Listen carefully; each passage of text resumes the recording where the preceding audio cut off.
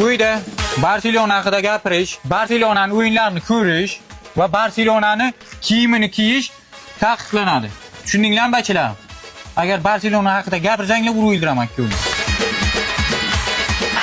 Gol bo'lishdi. Har qandadan kelmayapti. Nima kelmayaptilar? Qarada tek sozib berdilar. Salla Barselonaning o'yinini ko'rayotsanlar. Hech o'ylamagandim. O'g'illarim o'zimga dushman bo'ladi deb. Salla Barsaning o'yinini ko'radigan bo'ldinglarmi? Meni o'yimda. Qaydada tan oling, shu yil Barsa kuchli-ku. O'ytir. Hammasini o'rasanlar. Hammasini o'rib, keyin kirasanlar o'ya. Dada, hayli men alamiz bizlardan olayapsiz. Real yutqizsa bizlarda emas-ku. O'z yana bir og'iz gapirsang, kechqurda kirib ham toshsin. Dada, jahon chempionati ham oz vaqt qoldi. Keling, haqiqiy muxlislarga tayyorgarlik ko'ramiz. Yandex Go'dan kepsiz zakaz qilib jahon chempionatiga repetitsiya qilamiz dada. Bu Mbappe yoki Yamalning transferi emas.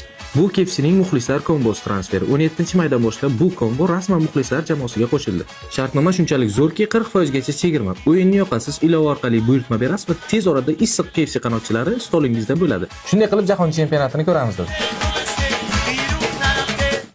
Dada, hozir hech bir gol uradi. Jim o'tir, jim ko'r. Voy!